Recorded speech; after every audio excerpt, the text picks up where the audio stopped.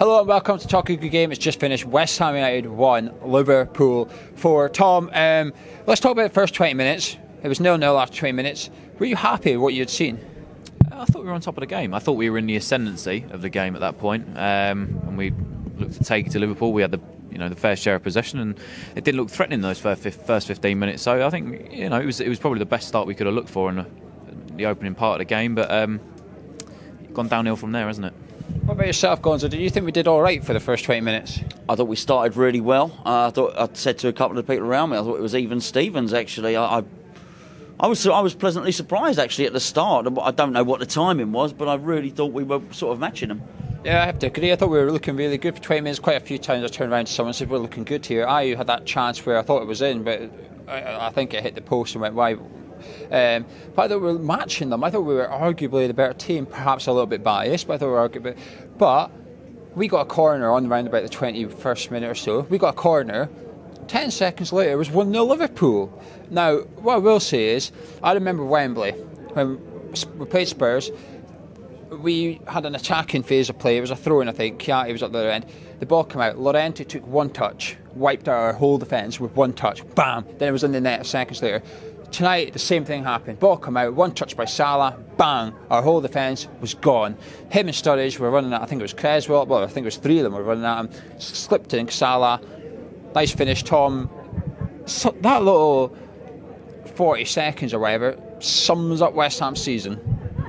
It was, like you said, from corner to goal, it was just like a flick of a switch. It just went within seconds, wasn't it? And I think it's just the pace is just beating us and the people out of position. I mean, players not reacting quick enough to the ball coming out of the box, and it's just same old. It's avoidable things. It's not like it's difficult to do. It's just basic defending.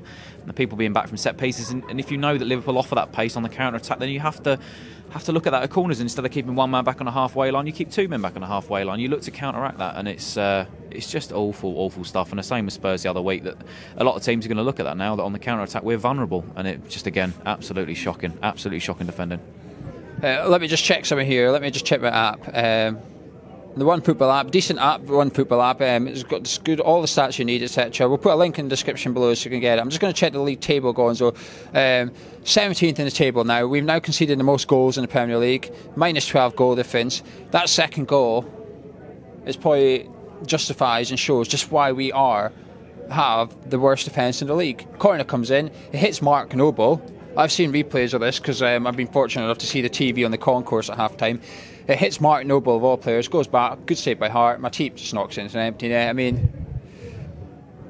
what do you say? Well, it just all happened in glorious technicolor, I'm afraid. I was sort of watching it, and we were still bemoaning the fact that there was an injustice. We felt an injustice to the first goal. You're quite right that they had attacked in a similar manner to that Llorente did when we played Tottenham. But at that point, as you say, we were on the attack, and then it felt, rather than being analysing it tactically, it just felt like, hold on a second, we were even Stevens in this match, and now they've scored 2 goals.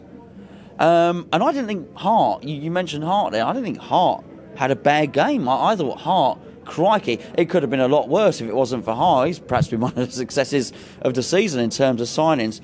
That was it. You knew the writing was on the wall at that point. Well, went in 2-0 at half time. One change by Bilic at half time. Andy Carroll come on. Fernandes went off. Went 4-4-2. We got a goal, Tom. Lanzini, nice finish as well. I mean, it was game on. I mean, at that point, it's game on. You wanted the response. You thought, could we do a Spurs all over again, so to speak? And it was a fantastic response. It was an unbelievable finish. I think, obviously, you know how good he is. It's a fantastic touch in his chest at the back post, and it's a unbelievable finish. You know, kept it on the same side of his body and with the right foot. It's a tough finish, and it's you know, one that shows that potentially he was feeling that confidence at half time. And at that point, you're thinking, we're back in it. Exactly the talk, maybe the talk that's happened at half time. I mean, I don't know about you. We were still celebrating the goal before Liverpool scored again. We were still celebrating, and that's how it's changed from. You know, I didn't even have time to sit back down in my seat before Liverpool had scored. It was that bad. I sort of missed pretty much the third goal. I mean, Tom was saying I was still celebrating as well. So it was sort of everybody sort of went what, turned around, and I just seen him getting knocked into an empty net by, well, not an empty net, but knocked in by Oxlade-Chamberlain. I mean, how can we score in this right game on, and then we concede? It's like FIFA, isn't it? Well, check it out in the vlog, because we are celebrating. I'm in a sequence. I've recorded the Lanzini goal. I'm zooming in on the replay because it's at the other end of the pitch. You know, it's a long way away. So I've zoomed in to try and get the replay on the screen. Lanzini, and I actually say, I think you'll have to check out the vlog and say, but I think I'm saying, what a smart finish from Lanzini at the point when Liverpool score.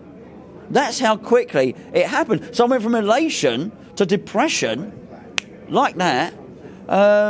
Crazy. 3-1 at that point. Bang. It's over. Our dream. We were allowed to dream for about 60 seconds, and then our dreams were squashed very quickly. I wasn't even allowed to dream. I didn't even have time. I was still, what's happened here? But when it went 3-1, though, that was it. I mean, it felt game over at 1-0 and 2-0, but at 3-1 it really was game over. Then it became men versus boys. It was playground stuff from that point onwards. It was a case of how many would Liverpool score. Yeah, I mean, it was quite weird in the stands, because we went from almost being fans to being pundits. Everyone started analysing everything that was going on. We were all just being analytical. I thought the referee, I probably should say, and I'm not blaming him for the result. I think we would have lost anyway. Let's get that straight, okay? He was shit, right? He was awful. That booking for a no ball, which was right in front of me, and I'm pretty sure, even if I saw it on television, I couldn't get it much closer than it was in front of me, was not a booking. It was crazy. And then I found out, so the guy next to me, who's a nice guy, but his season ticket holder, been sat with him for a long time, starts looking for the programme. Apparently the referee's from Lancashire, and he was the same guy that referees our 4-0 loss to him last season, or something like that. He's reading out the stats. Crazy, absolutely crazy, and totally depressing. As I say, it went from us being fans to us analysing exactly what was going wrong, and there was a lot going wrong. 4-0 not long after Tom around about the 75th minute mark or so. I'm not quite sure, because I put money on there to be a goal scored from the 75.00 on the game onwards. I'm not quite sure if it happened or not. I'm not sure if I've just missed out or I've just won it. But 4-0, Salah again. But he could have had about 10 touches where anyone got need and just put it in the back of the net, and it could have been 5 and 6 after that. I know, and it's like Gonzo said, it was depressing almost, and I think it's just like we said, it's not just how we lose these games, it's the manner in which we lose these games, and it's the goals that we concede en route. And I mean, if you think in the last few years, last 2 seasons, even at just the London Stadium, if you know, City 4-0, City 5-0, Arsenal 5-1, United 2-0, Watford 4-2, Liverpool 4-0, Liverpool 4-1.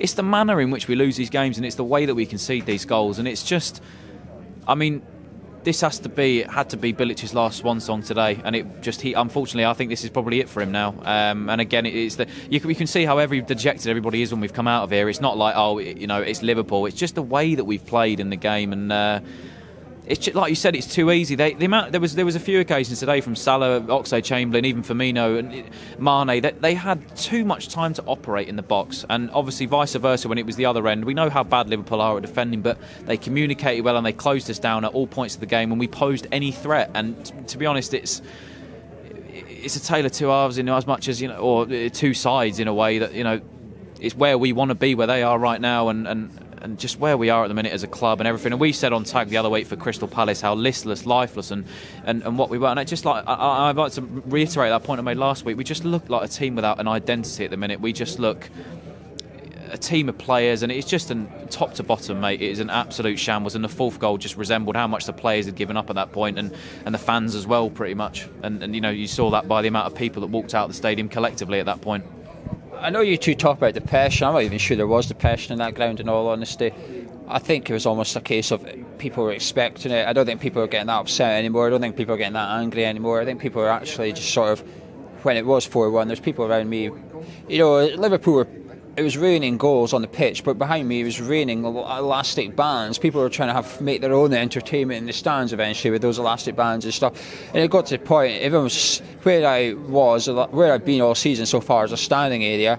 Come the second half, everyone was sitting down and stuff, and I've never seen anyone sit down there yet, but people just sort of thought, you know what, fuck it, if they're not going to bother either, people tried to get some songs going in the first half before it was 1-0, didn't go anywhere and stuff. It's just, it's 11 games in though, for fuck's sake, it's 11 games in, and we're all sort of thinking, are we in deep shit, Gonzo? We're literally a point outside relegation zone. But we all spoke about this next 7 fixtures. Well, that's one of them. It's a 4-1 hiding.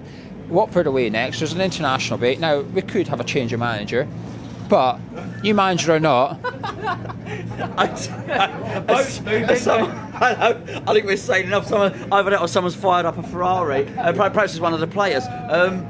Are we in trouble? I would imagine so. You say about 11 games. 11 games is less than a third of the season, but about a third. You know, people tell me to shreds on my mathematics, but that's a large chunk of the season gone already, and we're banging trouble. And I would also suggest that we have played a lot of the teams that perhaps when you look at the fixtures at the start of the season, you highlight, actually, that's a win, that's a win, that's a loss, that's a loss.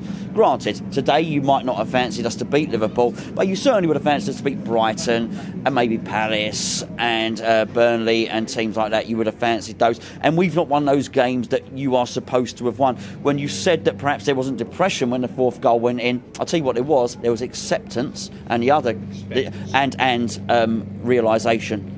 Maybe not depression, and the fact there is an acceptance of the fact that we're going to lose is majorly worrying. It's worse than depression. It is. Tom, where did it go wrong? I mean, I know you can say everything, but just one or two, just be quick, but one or two things. I mean, we're scoring on average 1 goal a game, so if we concede a goal, we're literally not going to get 3 points. I mean, we're not scoring, we're defending. It's just recipe for disaster. This is relegation-worthy team what we're watching right now. This is a team that, you know, like Gonzo alluded to, these are games that we should be picking up points. On paper, these squads are so much better. And to be honest with you, when I saw the fixtures for the start of the season, I was thinking with you, we've got to be aiming mid-table or top or above that, you know. And now we come into the harder stretch. We've got Arsenal, City, Chelsea, all these games to come in the next month and a half, and it just looks bad for us, doesn't it? And I mean, like I said, if you're not scoring, you're not winning games. If you conceding the amount of goals that we're conceding, the game we're losing games. I mean, it just. Top, like I said to you a second ago, top to bottom, I can't. I mean, I want to be analytical about it and say how bad it is, but it's schoolboy errors. It's basic stuff. Like looking at last week, what Antonio did. I mean, we're not going to go back there again because I'm pretty sure we could all talk about it for hours. But it's just you would expect to be basic stuff, you know. And this is simple things on the training ground that could be sorted. Like even the last couple of weeks, I'm just paying attention to our defending from set pieces, and again today, absolutely woeful. I mean, it just. I don't know what goes on down there at Rush Green, but it's just you go on. Sorry, yeah, I mean, that's spot on. That's just triggered something in my mind. There was one point during the game, I can't even remember what goal it was, and I turned around to Mike next to me and said, "That's a training ground goal." Probably their first one. Well, yeah, maybe. And I said, no, I was so freaking emotional with that first goal. I don't think it was the first one. It's one of the other 3. And I said that was a training ground goal. That's something that could have been ironed out on the training ground. It was so very, very basic because then Mike turned around and he said, well, if you noticed against Crystal Palace, they didn't have the very, very basic knowledge to push Zaha onto his left foot. They were allowing Zaha onto his right foot. That's really basic stuff. I mean, you'll see at the start of the vlog, I went to see my son play at under-8s team, and that's sort of basic stuff we're discussing there, and I just don't think we're doing the most basic of things and working on the training ground like Tom says. That's what I was going to say. I mean, last Palace we were talking about how it doesn't matter what level you play or what age group you get to play, Antonio, keep it in the corner, if in doubt, kick it out. We don't do that at half time, and our first goal tonight was simply them having one man up. Sunday League stuff, they have 2 up, you have fucking 3 back, but it's on the flip side as well. When we're defending a corner, we take everyone back in the box and they fucking come piling up, and that leads us on to our second goal. We've got everyone in our box, they've got 1 or 2 on the halfway line, that's it. And Liverpool showed what happens if you have someone on that halfway line, the ball comes out, bang, you're on the attack again. And it's just like we all think Bilic should have gone by now, so there's no point talking do we think we should go, because we're all in unison about that. There's no point talking about that. One guy that's linked with it is David Moyes. He's free, he's British, he's got the Tony Henry link, he can start tomorrow. He's a bit of a yes man. I mean, Tom. David Moyes. I can't believe that we're talking about David Moyes, mate. That's how bad it's got, hasn't it? No, why would I take him after his last couple of failures in a job, especially Sunderland? What has he done to prove? Have you got to gamble though? I mean, who else is there that will come and take over? This is a poison chalice right now. So who else is there? So if it is a temporary manager and stuff, he's the only one that's there right now.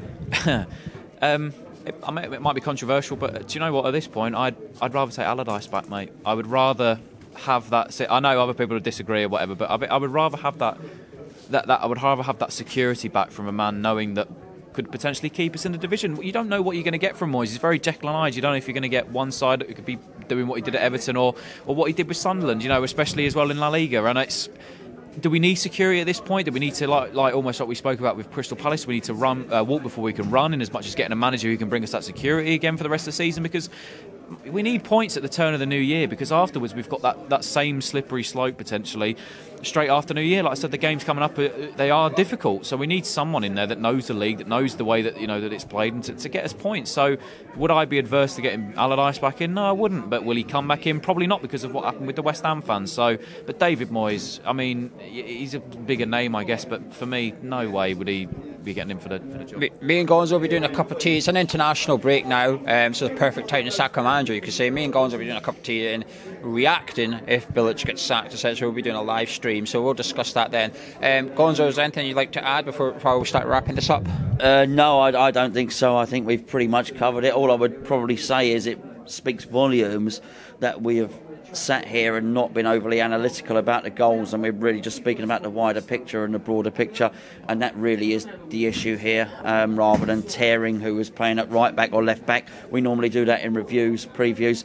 That's not the case here. We all know what sort of needs to be done. There's a bigger picture at West Ham at the moment. I don't think it would have mattered who played where, to be honest. I think it would have made a difference. The effort's still the same regardless of who plays where. What about yourself, Tom? Any final words? No, I mean, obviously we usually do man of the match, don't we? So, but I'm not bothering today. Man of the match can be the fans for 50 odd thousand for turning up for that shite today. So, yeah, it was just dejection. I mean, what is there left to say other than things have got to start changing. They've got to start changing soon, mate. Otherwise, it's going to be the slippery slope back down to the Championship. Well, I said earlier, no one's depressed. I'm starting to feel a bit depressed, but I don't know if that's sobering up or if it is depression or a bit of both, which is a cocktail for. I'm not getting married. Disaster, that one. But anyway, sorry I can't bring you anything more positive, but we just got smashed 4-1 by Liverpool. Let us know your thoughts in the comments below. Make sure you subscribe to the channel if you're new around here. Drop a like on the video if you've enjoyed it, and we'll see you very, very soon. Make sure you check out Gonzo's vlog as well. It'll be up tomorrow, Sunday. Check that out as well, and we'll catch you on another stream very soon. Thank you.